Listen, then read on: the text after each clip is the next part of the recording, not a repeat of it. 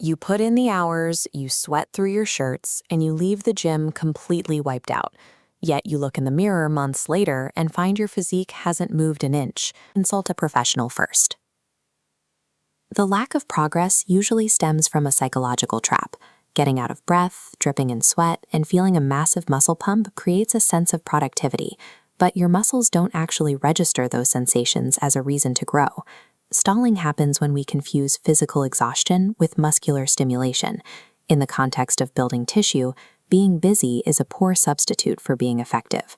Modern fitness culture often promotes a specific path to results, the idea that an aesthetic physique requires grueling 2-hour workouts 6 days a week.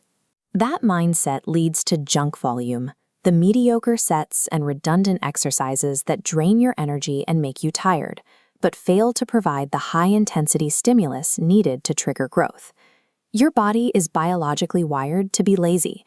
It prioritizes energy conservation above all else, because building new muscle is an expensive metabolic burden that your system would rather avoid.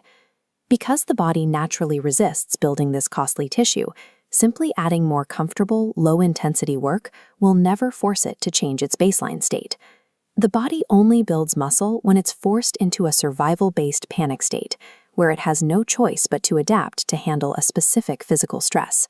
This chart tracks physical stress during a set. Early reps stay below the growth threshold. Only final, grinding reps spike intensity enough to signal the brain. Put the weight down early, and the signal drops to 0. The preceding work becomes biologically useless. Muscle growth functions as a direct defense mechanism.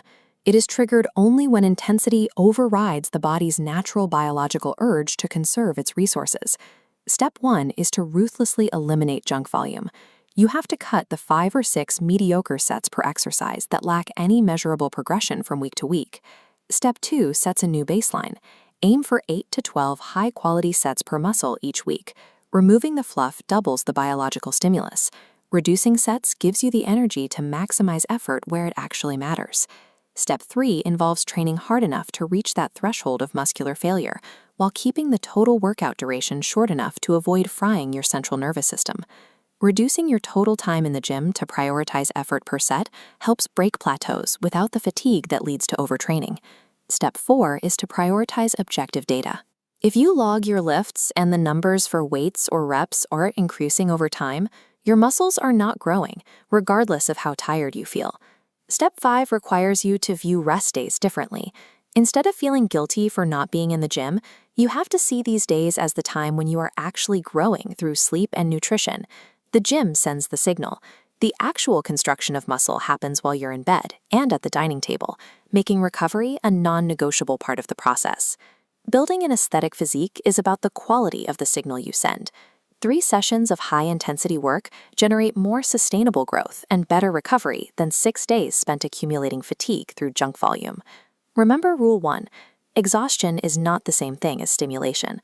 Rule 2, reduce your total volume and increase the intensity of every single set you keep. Rule 3, track a measurable metric and repeat the process consistently to force your body to adapt. Take one variable from this video, whether it's tracking your sleep, cutting out one redundant exercise, or logging your weights, and commit to it for the next 7 days. Train smart and build your physique using logic rather than just effort. Subscribe for more, and let me know in the comments which gym mistake you want me to fix next.